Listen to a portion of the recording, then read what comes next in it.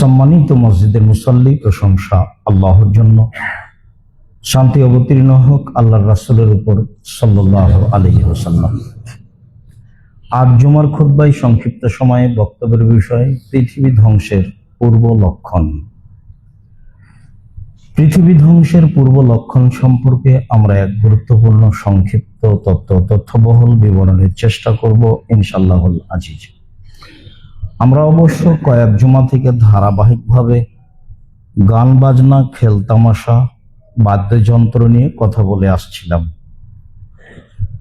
তাতে আমরা বলেছি গান বাজনা, খেলতামাশা, বাদ্যযন্ত্র হারাম।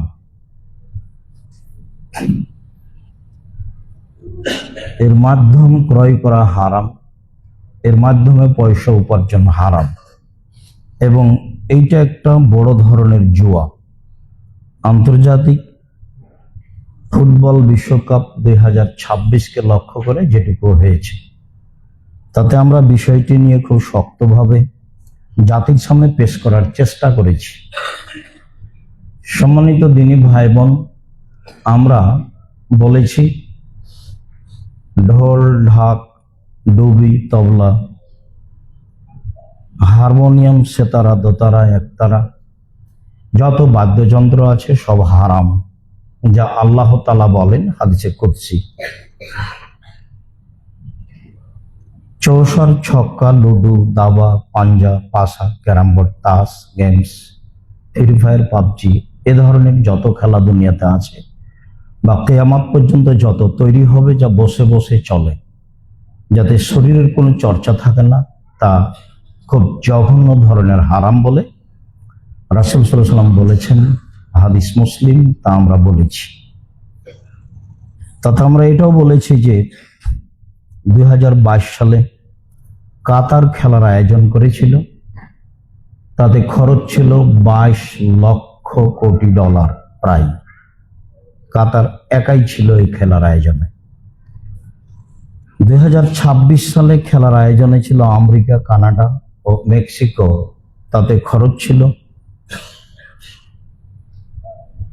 1,70,000 কোটি টাকা, প্রায় 1,70,000 কোটি টাকা। আর কাতারের পক্ষ থেকে আয়োজনে খরচ ছিল প্রায় 22 লক্ষ কোটি টাকা। তাদের অনেক প্রস্তুতি নিতে হয়েছিল, হয়তোবা ভবিষ্যতে সৌদি আরবের লোক এই পদক্ষেপ নিবে বলে ধারণা করা হচ্ছে। খেলাধুলা, খেলতামাশা, বাদ্যযন্ত্র, গান বাজনা সম্পূর্ণ টোটালি হারাম। এ কথা আল্লাহ তাআলা বলেন, এ কথা মুহাম্মদ সাল্লাল্লাহু আলাইহি ওয়াসাল্লাম বলেন, এ কথা হাদিসে কুদসিতে উল্লেখ হয়েছে।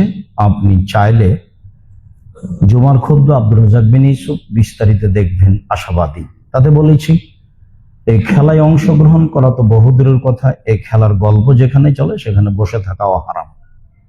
তাতে এই কথা বলা আছে বসে থাকা হারাম। এটার যদি আমি প্রমাণ পেশ করতে না পারি, তাহলে আমি জাতির সামনে কথা বলবো না। আর জাতির সামনে কথা বলবো না, এই কথাটা আমার নতুন নয়, এটা দীর্ঘ সময় থেকেই বলে আসছে। আর আমার ভিতরে দুর্বলতা কোনো কাজ করে না। আমি জাতির সামনে কথা বলতে লেগে কোনোদিন অপ্রয়োজনীয় বা ইনিয়ে বিনিয়ে বা জালজয়ী হাদিস বা কেসা কাহিনী কোনোদিন বলেছি বা বলবো, এটা আমার ধারণাতে নেই। যার কারণে আমার দুর্বলতা ভিতরে কোনো সময় কাজ করে না। তাতে আমি খুব শক্তভাবেই বুঝিও বলি যে আমি জেনে শুনেই বলছি। সম্মানিত দিনী ভাই বোন, কিয়ামতের লক্ষণ। হুযায়ফা ইবনুল ইয়ামান একজন বিশিষ্ট সাহাবী। একাধিক আয়াতে রয়েছে কিভাবে পৃথিবী ভেঙে যাবে। সময়ের গতিতে হবে আজকের জন্য। হুযায়ফা ইবনুল ইয়ামান রাদিয়াল্লাহু তাআলা আনহু বলেন যে আন-নাস ইয়াসআলুনা আনিল খাইরি, জনগণ রাসূলকে জিজ্ঞাসা করত কল্যাণ সম্পর্কে, কিভাবে জান্নাত পাওয়া যাবে, কিভাবে জাহান্নাম থেকে বাঁচা যাবে। এগুলো ছিল জনগণের জিজ্ঞাসা। ওয়া কুনতু আসআলু আনিশ শাররি মাখাফাতা ইদরিকান, আর আমি নিজে হুযায়ফা ইবনুল ইয়ামান বিশিষ্ট সাহাবী, আমি জিজ্ঞাসা করতাম অনিষ্ঠ সম্পর্কে, খারাপ মাখাপাতে দিরে কাম, এই আশঙ্কায় যে খারাপ কখন আমাকে ধরে নেবে, আমি হয়তো বা বুঝতে পারবো না। আমার জীবনের কোন এক সময়ে অন্যায়, অবিচার, হারাম, অরাজকতা, লুটতরাজ, অবিচার চলে আসবে, তখন আমার পরকাল হারিয়ে যাবে। এই জন্য আমি প্রায় আল্লাহ রসুলকে অনিষ্ঠ সম্পর্কে জিজ্ঞাসা করতাম। মর্মে একদিন বললাম, আল্লাহ রসুল, ইন্না কুন্না ফি জাহিলিয়াতিন শাররিন, আমরা ছিলাম পাপের মধ্যে, অনিষ্টের মধ্যে। আমাদের কাজকর্মের নাম ছিল জাহেলিয়া, একটা কাজও ঠিক ছিল না। তো আমরা ছিলাম পাপের মধ্যে এবং জাহেলিয়াতের মধ্যে। ফাজান আল্লাহ তাআলা বিহাদাল খাইরি, এখন তো আল্লাহ তাআলা আমাদেরকে কল্যাণ দিয়েছেন, ইসলাম এসেছে, কোরআন মাজিদ এসেছে, আমরা তখন ভালো, আমরা এখন মুসলিম, জাহেলিয়াত নেই, সত্য কথা বলি, নেই অন্যায় বিবেচনা করে চলি, 5 ওয়াক্ত সালাত আদায় করি, যেগুলো ইবাদত সেগুলো করি, এখন তো আমরা ভালো। আচ্ছা আল্লাহ রাসূল, হাল বাদা হাদাল খাইরি মিন শাররিন, এই ভালোর পরে কি খারাপ আসবে, এটা জিজ্ঞাসা। এই ভালোর পরে কি খারাপ আসবে? কারা নাম, হ্যাঁ, এই ভালোর পরে খারাপ আসবে, সরাসরি এটা বললেন। তো আমি আবার জিজ্ঞাসা করলাম, আল্লাহ নবী, ওয়াহাল বাদা যালিকা খাইরি মিন শাররিন, ওয়াহাল বাদা যালিকা শাররি মিন খাইরিন, ওই খারাপের পরে কি ভালো আসবে? এখন তো ভালো, এরপরে খারাপ আসবে, তো ওই খারাপের পরে কি ভালো আসবে? আল্লাহ নাম, তিনি বললেন হ্যাঁ। অফিহে দেখানুন, ভালো হবে ঘোলাটে, অফিহে দেখানুন, ভালো হবে ঘোলাটে, ভালো হবে ধোঁয়াযুক্ত। তা বললাম, মামা দেখানো হোক, ধোঁয়াটে কি জিনিস, ঘোলাটে কি জিনিস, এটা তো বুঝলাম না। তখন আল্লাহ রসুল বলছেন, দেখো, কওমুন ইহতাদুনা বিগাইরি হুদায়া ওয়া ইস্তানুনা বিগাইরি সুন্নতি, আলেম ওলামা, জনগণ, এক শ্রেণীর মানুষ আমার আদর্শ ছাড়াই অন্য আদর্শে চলে বলবে এটা রাসূলের আদর্শ, আমার সুন্নাত ছাড়াই অন্য সুন্নাত ধরে বলবে এটা রাসূলের সুন্নাত। তারিফুনা তুনকিরুনা, তোমরা এটা বুঝতেও পারবে, তোমরা এটা নাকচ করবে না, এটা ঠিক নয়। তাহলে সাহাবীরা নাকাজ করবেন, তাবেঈরা করবেন, তাবে তাবেঈরা করবেন, এবং এক শ্রেণীর আলেম কিয়ামত পর্যন্ত এই শিরকে এবং বিদআতকে অস্বীকার করবেন না, এটা হবে না। আলেম ওলামা আমার আদর্শ ছেড়ে দিয়ে অন্য আদর্শ গ্রহণ করে বলবে এটাই রাসূলের আদর্শ, আমার সুন্নাত ছেড়ে দিয়ে অন্য সুন্নাত গ্রহণ করে বলবে এইটাই রাসূলের সুন্নাত। কিভাবে? আদর্শ একটা দেখাই, তাহলে ভালো মনে থাকবে, দিন রাত বলেছি, ওরই মধ্যে থেকে একটা বলি, তাহলে সহজ হবে। আদর্শ মানুষকে বিদায় দিলে বলতে হবে, আস্তাগফিরুল্লাহ দীনাকা ওয়া মানাতাকা ওয়া কিরামালিক ওয়া যাওয়াতাকাল্লাহু তাকওয়া গাফারা যামবু ইয়াসসারালাকাল খায়রা হাইসুমা কুনতা, এটা হলো বিদায়ের আদর্শ। তা আপনার বিদায় হলো এই যে টাটা বাই বাই, আমার আদর্শ ছেড়ে দিয়ে অন্য আদর্শ ধরে নে বলবে এটাই রাসূলের আদর্শ। অনেক ধরেন থ্যাংক ইউ, জাযাকাল্লাহ খায়ের, যেগুলো আপনি দিন রাত আমার মুখে শুনেছেন। তো আমার আদর্শ ছেড়ে দিয়ে অন্য আদর্শ ধরে নে বলবে এটাই রাসূলের আদর্শ। সুন্নাত, সুন্নাত কত আছে তার কোনো হিসাবই নেই, কত আছে। আপনার প্রসিদ্ধ বলে দুরূদে ইব্রাহিম পড়তে হবে, তো আপনি বলছেন আল্লাহুম্মা সাল্লি আলা সাইয়্যিদিনা মাওলানা নাবিয়িনা মুহাম্মদ। সুন্নাত একটা লাশকে সামনে রেখে, লোকটা মারা গেছে, কাপড় দিয়ে তাকে ঢেকে দিতে হবে, অজু দিয়ে গোসল দিতে হবে, কেন আপনি তাকে উঠাচ্ছেন, বসাচ্ছেন, তারপর পেশাব পায়খানা পেট চাপতে বের করছেন, নখ কাটছেন। 241টা বেদাত আছে এক মুমূর্ষ ব্যক্তিকে লক্ষ্য করে। দেখেন একটা বইয়ে সিরিয়াল দেওয়া আছে, আব্দুল্লাহ আম্মার মুমূর্ষ হতে কবর পর্যন্ত,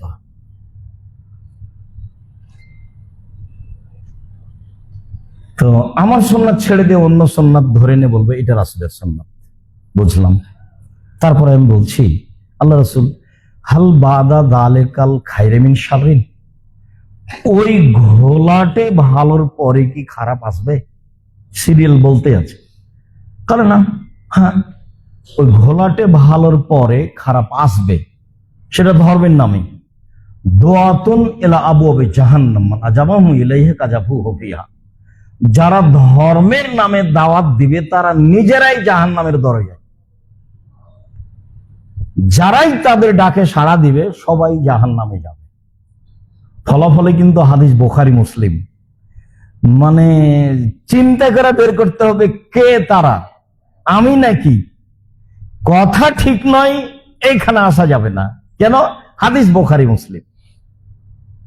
কথা এটাই যে এক শ্রেণীর আলেম ওলামা জাহান্নামের দরজায় থেকে মানুষকে বলবে ধর্মের কথা আসেন, যারাই তাদের ডাকে সাড়া দিবে তারাকে তারা জাহান্নামে ঢুকিয়ে দিবে। তখন হুযায়ফা রাদিয়াল্লাহু আনহু বলছেন, সিফহুম লানা, কথাটি বুঝিয়ে বলেন। বুঝলাম না, আলেম ওলামা জাহান্নামের দরজায় থাকবে, তাদের কথায় সাড়া দিলে তারাই মানুষকে জাহান্নামে দিয়ে দিবে? কথা বুঝলাম না, আরো বুঝিয়ে বলেন। তখন রাসূল সাল্লাল্লাহু আলাইহি ওয়াসাল্লাম বলছেন, হুম মিন জিলদাতিনা ওয়া ইয়াতাকাল্লামুনা বিআলসিনাতিনা, তারা হবে সবাই মুসলমান, তারা আমার ভাষায় কথা বলবে, কোরআন হাদিস দিব্যি পড়বে, অনুবাদ করবে, শোনাবে। দেখছেন না, কোরআন মাজিদ পড়ে মানুষ বলছে যে নির্বাচনের কথা কোরআন মাজিদে আছে, মিলাদ পড়ে বলছে যে আল্লাহ বলছেন মিলাদ করতে হবে, সাহাবী করলেন না, তাবেঈ করলেন না, তাবেঈ করলেন না, ইমাম আবু হানিফা রাহিমাহুল্লাহ করলেন না, ইমাম শাফি করলেন না, মালিক করলেন না, পৃথিবীর কোন বড় আলেম করলেন না, বলছে কোরআন মাজিদে আছে। হুম মিন জিলদাতিনা, এটা রাসূলের মুখের ভাষা।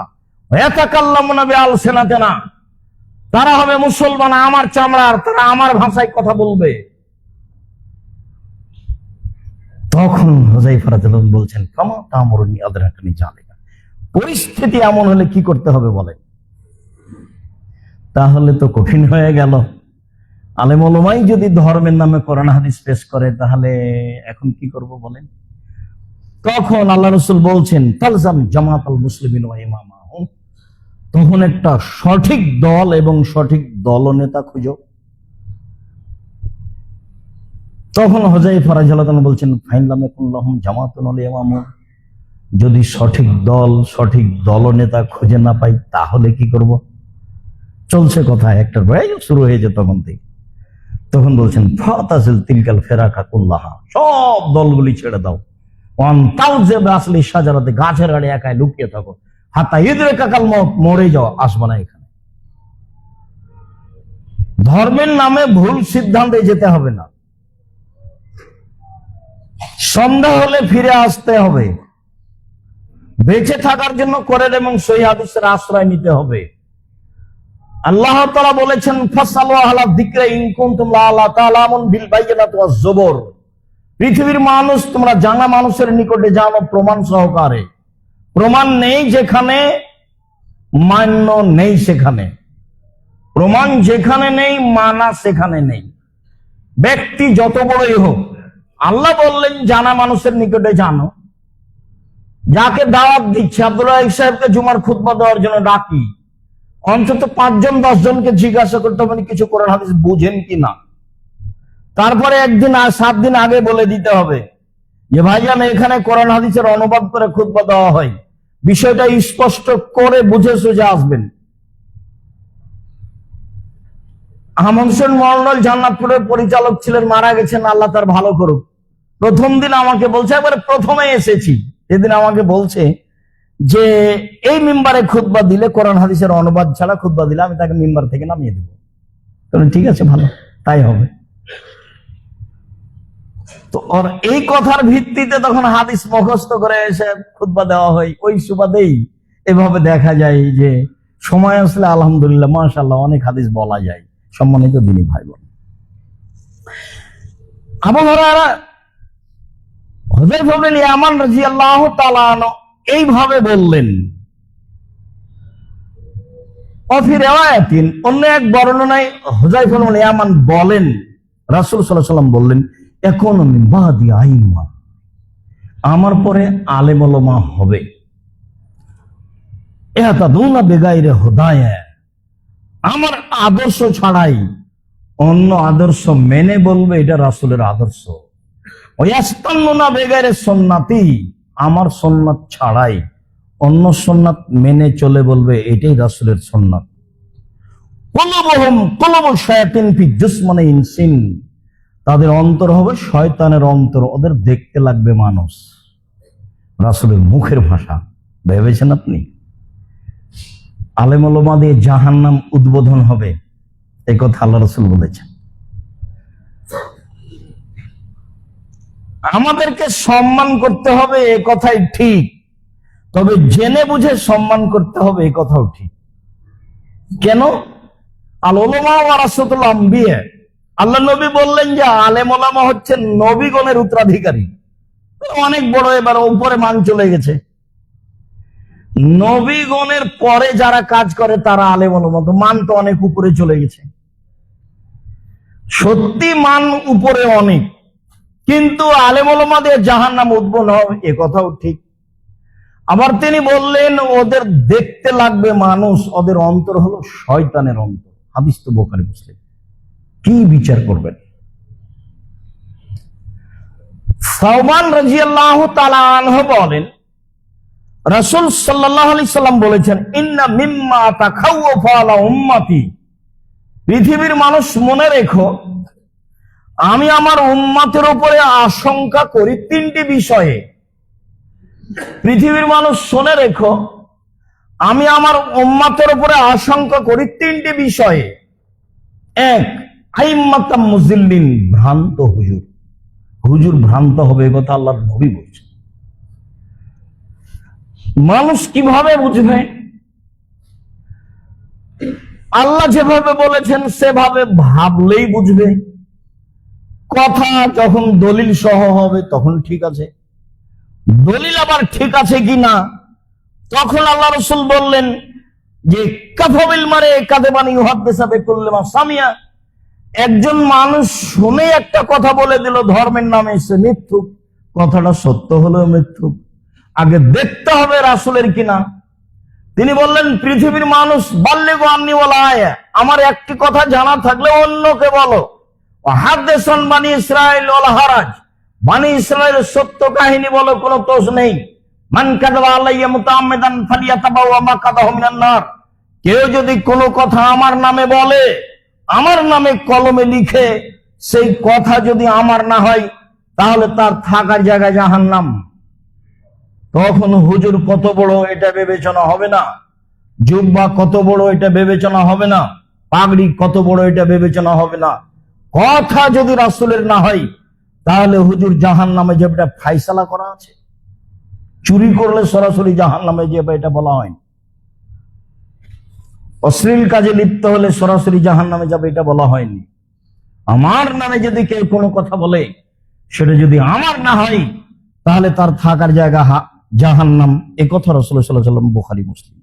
দুই, ওয়াসাতালতাহিকু কাবাইলু মিন উম্মতিয়াল বিল মুশরিকিন, আমার উম্মত হিন্দুদের সাথে মিশে যাবে, এটা আমার আশঙ্কা। আমি এটা আশঙ্কা করে গেলাম, আমার উম্মত হিন্দুদের সাথে মিশে যাবে।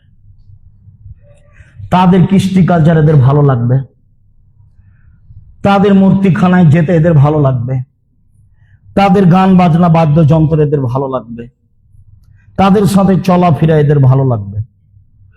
আমার উম্মত হিন্দুদের সাথে মিশে যাবে, এটা আমার আশঙ্কা। তিন, ওয়াসাতা'বুদু কাবাইলু মিন উম্মাতিল আওসান, আমার উম্মত মূর্তি পূজা করবে। এটা আল্লাহ রাসূলের মুখের ভাষা। মূর্তি পূজা, সরস্বতী ভগবতী কালীর নিকটে মাথা নত করলেই মূর্তি পূজা হয়। নেতা নেত্রীর ছবি আপনার বাড়িতে সম্মান সহকারে আছে, কাঁকড়ার মূর্তি আপনার বাসায় আছে, কত সুন্দর করে আপনি একটা আয়না কিনেছেন আপনার স্ত্রী, সে আয়নাটা রুই মাছ, কাতল মাছ, প্লেটটা কিনেছেন চিংড়ি মাছ, কত সুন্দর করে সাজিয়ে রাখছেন যেখানে সেখানে। আমার উম্মত মূর্তি পূজা করবে, মূর্তিকে সম্মান করবে, মূল্যায়ন করবে। এই তিনটে তিনি আশঙ্কা করলেন। এক নম্বরে বললেন ভ্রান্ত হুজুর। এমনিতে এ বিষয়ে বিস্তারিত দেখতে চাইলে বক্তা শ্রোতার পরিচয় বইয়ে আলেমদের পরিচয় এক জায়গায় মোটামুটি দেওয়া আছে। সম্মানিত দিনী ভাই, আবু হুরায়রা রাদিয়াল্লাহু তাআলা আনহু বলেন, রাসূল সাল্লাল্লাহু আলাইহি সাল্লাম বলেছেন, ইয়াকুনু ক্বাবলা সাআ আইয়ামুন, কিয়ামতের পূর্বে কতগুলি দিন হবে, ইরফাউ ফিহিল ইলম, তাতে বিদ্যা উঠে নেওয়া হবে, বিদ্যা উঠে যাবে। ওয়া ইয়ানজিলু ফিহিল জাহাল, তাতে মূর্খতা বর্ষণ হবে। বহুদিন বলেছে, আমরা জানি যে বৃষ্টি বর্ষণ হয়, কিন্তু রাসূল সাল্লাল্লাহু আলাইহি ওয়াসাল্লাম বলছেন যে মূর্খতা বর্ষণ হবে, বিদ্যা উঠে যাবে, মূর্খতা বর্ষণ হবে। তারপরে তিনি বলছেন যে ওয়াকসুরাল হারাজ, মারামারি বেড়ে যাবে। এমন সময় আসবে যাতে বিদ্যা উঠে যাবে, মূর্খতা বর্ষণ হবে, মারামারি, হইচই, দাঙ্গামা, হামলা, মামলা, মোকদ্দমা, সব অন্যায়, অবিচার, অরাজকতা সমাজে নেমে আসবে। আব্দুল্লাহ ইবনে মাসউদ রাদিয়াল্লাহু তাআলা আনহু বলেন, রাসূল সাল্লাল্লাহু আলাইহি সাল্লাম বলেছেন, লা তাকুমুস সাআ, কিয়ামত হবে না, হাত্তা ইরফাল ইলম, যতক্ষণ পর্যন্ত বিদ্যা তুলে নেওয়া হচ্ছে, ওয়া ইয়ানজুল জাহাল, মূর্খতা বর্ষণ না হচ্ছে। বিদ্যা উঠে যাবে, মূর্খতা বর্ষণ হবে। ওয়া ইয়াকসুরাল কিযব, মিথ্যা কথা বেড়ে যাবে, যে সে মিথ্যা কথা বলবে। মিথ্যা বড় কিছু নয়, মিথ্যা বড় কিছু নয়। মিথ্যা দিয়ে সুবিধা উপার্জন করা মানুষ প্রয়োজন মনে করবে, একবারে অহরহ মানুষ মিথ্যা কথা বলবে, এটা কিয়ামতের লক্ষণ। অথচ রাসূল সাল্লাল্লাহু আলাইহি ওয়াসাল্লাম বলছেন, পৃথিবীর মানুষ শুনে রেখো, কেউ যদি তর্ক ছেড়ে দেয়, সত্য হলেও তর্ক করবে না, আমি মুহাম্মদ সাল্লাল্লাহু আলাইহি ওয়াসাল্লাম তাকে একটা জান্নাতে ঘর নিয়ে দিব। তিনি বলেন, মজাক করা হলেও কেউ যদি মিথ্যা ছেড়ে দেয়, আমি মুহাম্মদ সাল্লাল্লাহু আলাইহি ওয়াসাল্লাম তাকে একটা জান্নাতে ঘর নিয়ে দিব। তিনি বলেন, সবচেয়ে ভালো চাল চলন যার, তাকে আমি জান্নাতুল ফেরদাউস নিয়ে দিব। সেখানে মিথ্যা হবে স্বাভাবিক ব্যাপার, কিয়ামতের লক্ষণ। তিনি বলেন, ইয়াতাকারাবুজ জামান, যুগ ঘন ঘন হবে। এই যে 2025, তাই কখন শেষ? 2026, এই যে চলে গেল। সেদিন তো দেখলাম 22, দেখি আজকে 26। যুগ ঘন ঘন হবে, খুব তাড়াতাড়ি পার হবে।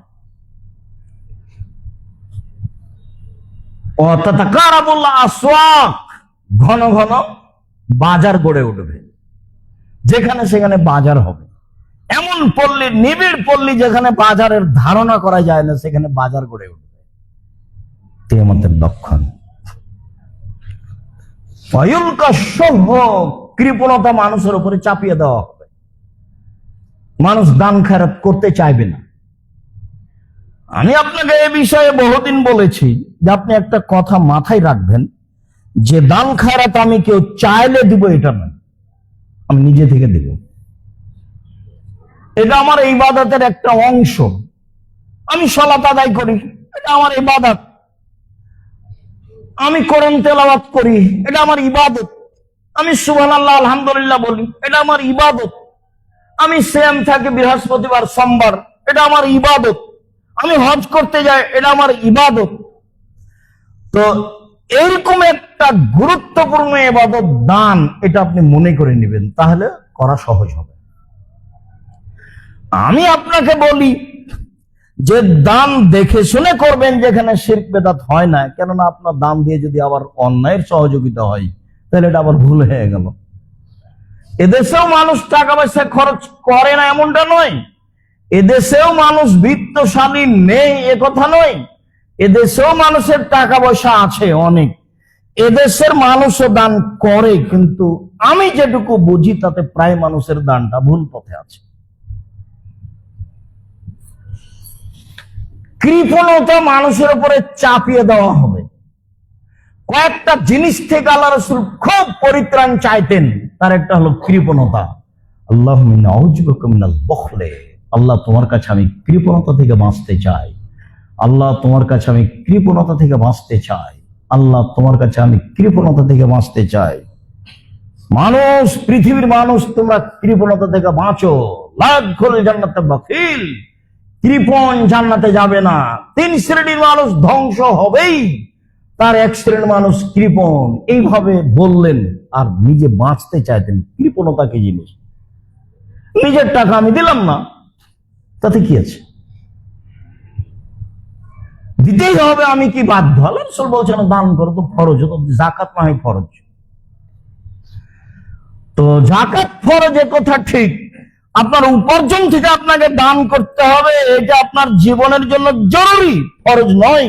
আপনি রাতে তাহাজ্জুদ পড়েন কেন? ওটা তো ফরজ নয়। তাসবিহ অত করছেন কেন? তো ফরজ নয়। 5 ওয়াক্ত সালাত ফরজ। তো কৃপণতা মানুষের পরে চাপিয়ে দেওয়া, এটা পৃথিবীর ধ্বংসের লক্ষণ।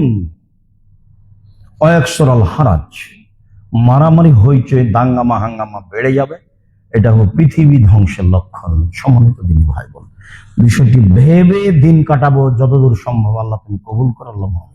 আল্লাহুম্মা সাল্লি আলাইহি ওয়া বারিক।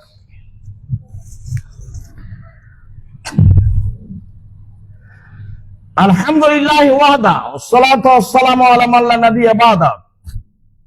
আবু হুরায়রা রাদিয়াল্লাহু তাআলা আনহু বলেন, রাসূল সাল্লাল্লাহু আলাইহি ওয়াসাল্লাম বলেছেন, ইন্না মিন আসরাতি সাআত, পৃথিবী ধ্বংসের লক্ষণ।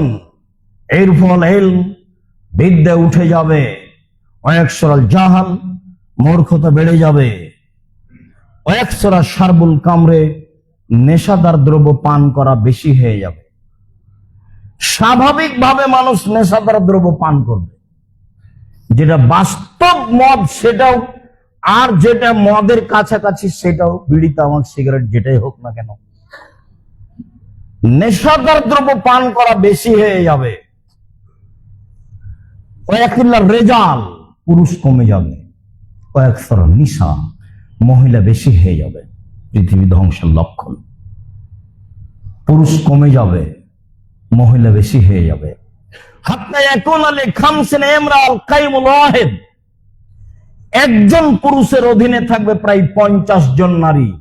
হাদিস বুখারী মুসলিম। সম্মানিত দিনী ভাই বোন, 50 জন নারী কিভাবে থাকবে? তো বিদ্বানেরা বলতে চেয়েছেন যে 50 জন নয়, আরবিতে বেশি বোঝানোর জন্য 70 শব্দ ব্যবহার হয় আর 50 ব্যবহার হয়। তার মানে একজন পুরুষের সাথে হাজারো লাখো মহিলার অবৈধ সম্পর্ক থাকবে। বুখারী মুসলিমে এসেছে, যখন মহিলা বেশি হয়ে যাবে, পুরুষ কমে যাবে, তখন মহিলারে ভুল পদ্ধতিতে অন্যায় করার জন্য তাদের পিছনে ধাওয়া করে তাদের সাথে অন্যায় করবে। এই কথা মুহাম্মদ সাল্লাল্লাহু আলাইহি ওয়াসাল্লাম বলেন। পৃথিবী ধ্বংসের লক্ষণ। মুআয ইবনে জাবাল রাদিয়াল্লাহু তাআলা আনহু বলেন, রাসূল সাল্লাল্লাহু আলাইহি ওয়াসাল্লাম বলেছেন, ইন্না হাযাল আমরা বাদা নবুওয়াতান রাহমা, নেতৃত্ব শুরু হয়েছে নবী দিয়ে ও দয়া দিয়ে। কোন নবীর নেতৃত্ব চলেনি আল্লাহর দয়া ছাড়া। কোন নবীর নেতৃত্ব চলেনি আল্লাহর দয়া ছাড়া। আল্লাহ যখন মুসা আলাইহিস সালামকে বললেন, মুসা, ফিরআউন সীমা লঙ্ঘন করেছে, তুমি সেখানে দাওয়াত দিতে যাও। মুসা আলাইহিস সালাম বললেন, আমার মুখে তোতলা রয়েছে, আমি ভালো স্পষ্ট কথা বলতে পারি না, আমি যাব না। আল্লাহ বললেন, আমি ব্যবস্থা করছি, ঠিক করে দিচ্ছি, তুমি যাও। মুসা আলাইহিস সালাম বললেন, আমার একটা আপত্তি, অভিযোগ রয়েছে তাদের পক্ষ থেকে আমার উপরে।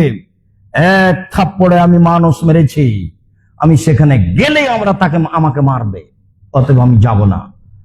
তখন আল্লাহ বললেন, আমি তোমার সাথে থাকবো, কিভাবে মারবে সেটা দেখবো।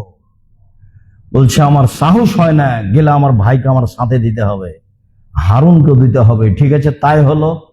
হারুন আর তোমরা দুই ভাই যাও, যা বলেছো তাই মেনে নিয়েছি, তবে ওলা তানিয়া ফিজিক্রি আমাকে ডাকতে কম করো না, না ডাকলে সব উঠে দেবো, যা বলেছে একটা রাখবো না।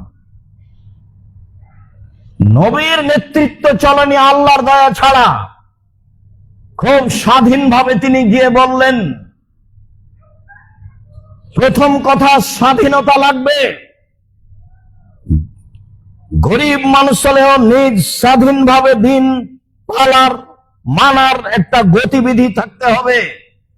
আর একজনের অধীনে থেকে দিন মানা যায় না। কৃষ্টি, কালচার, নিয়ম, নীতি, কর্ম, আদর্শ ইহুদি খ্রিস্টানদের মেনে চলে স্বাধীন থাকা যায় না।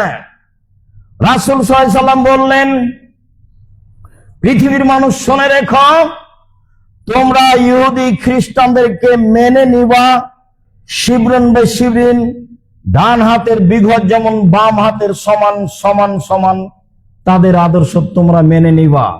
জেরান বে জেরাইন, মানুষের হাত যেমন হাতের সমান তেমনি তোমরা মেনে নিবা। তিনি বললেন, অন্যায় করতে করতে যদি তারা গুই সাপের গর্তে ঢুকে, তোমরাও ঢুকবে। শোনো পৃথিবীর মানুষ, মনে রেখো, তোমরা বানি ইসরায়েলের সাথে ইহুদি খ্রিস্টানদের সাথে নিয়ম কারণে, কৃষ্টি, কালচারে, আদর্শে, পোশাকে আশাকে তাদের সাথে চলে যাবে। ডান পায়ের জুতা যেমন বাম পায়ের সমান, ডান হাতের বিঘত যেমন বাম হাতের সমান, ডান হাতের বাহু যেমন বাম হাতের সমান, সমান সমান মেনে নেবে। শুধু তাই নয়, নিচে নামতে নামতে নামতে আল্লাহ রাসূল শেষে বলছেন, বানি ইসরায়েল ইহুদি খ্রিস্টান যদি মায়ের সাথে জেনা করে থাকে, তোমরাও করবে।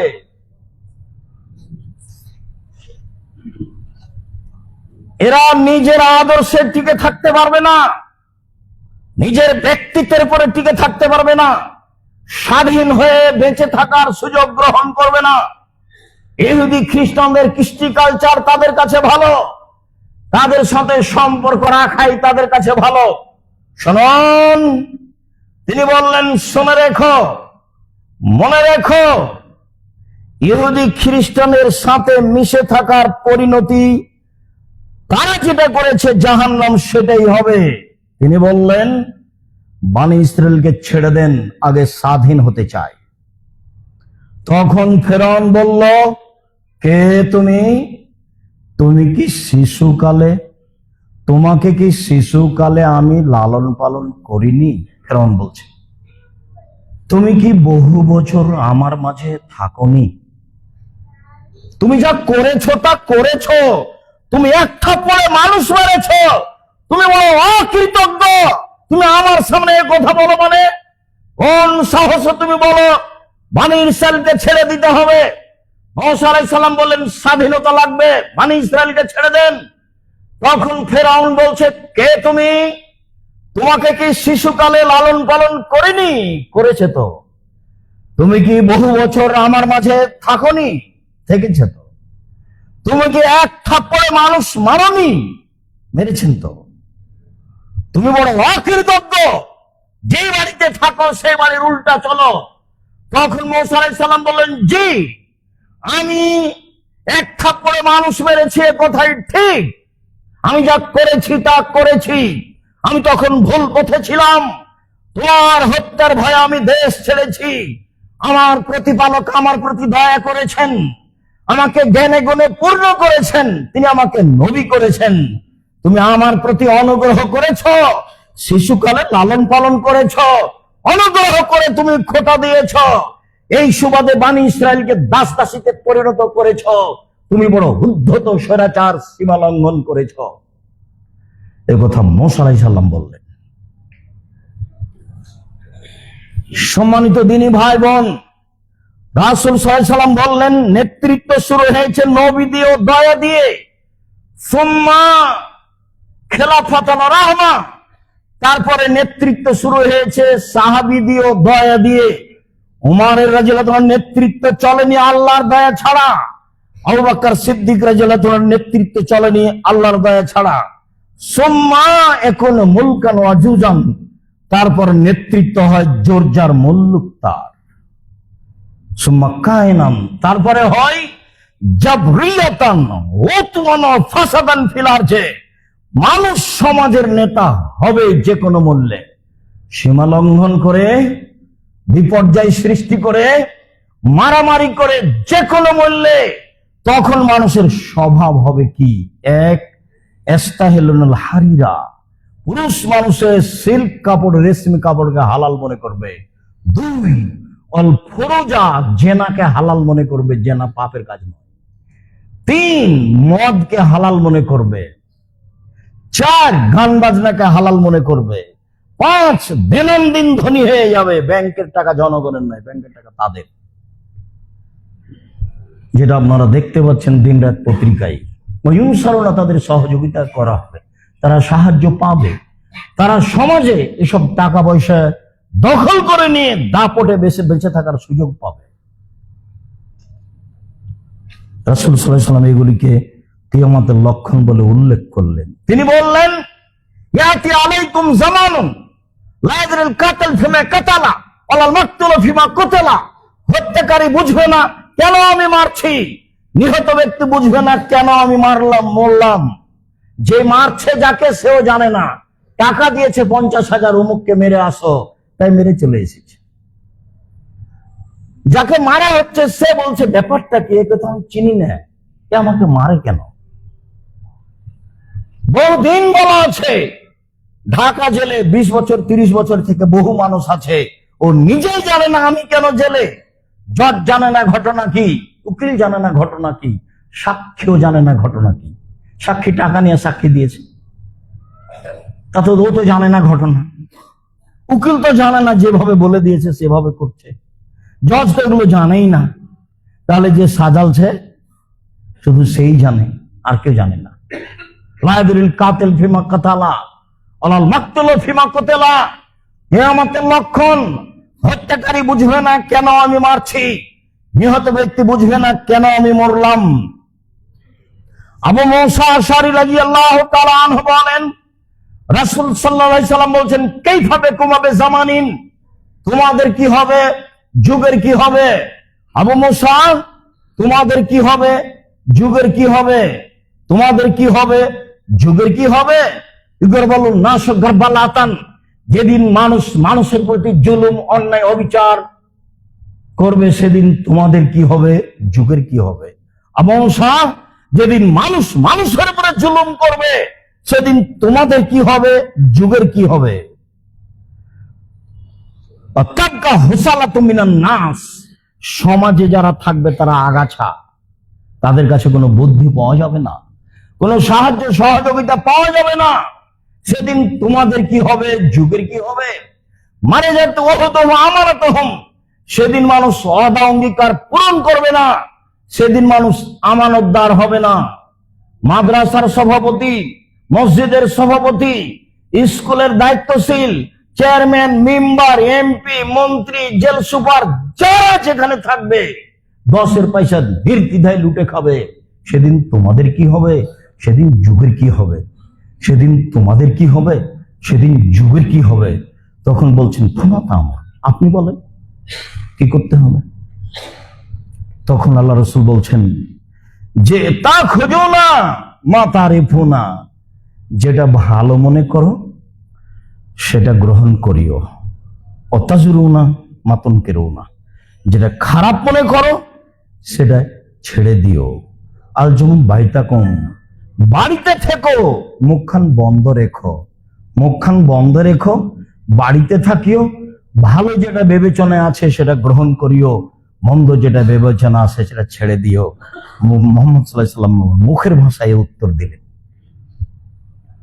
আবু মুসা আশআরী রাদিয়াল্লাহু তাআলা আনহু বলেন, রাসূল সাল্লাল্লাহু আলাইহি সাল্লাম বললেন, শোনো, এমন একদিন চলে আসবে মানুষের সামনে, হাত্তা ইয়াকতুলান নাসু আবাহু ওয়া উম্মাহু ওয়া যাকারাবাতিহি ওয়া ইবনা আখিহি, মানুষ তার পিতাকে মারবে, মানুষ তার ভাইকে মারবে, মানুষ তার ভাইয়ের ছেলেকে মারবে, মানুষ তার নিকট আত্মীয় স্বজনকে মারবে।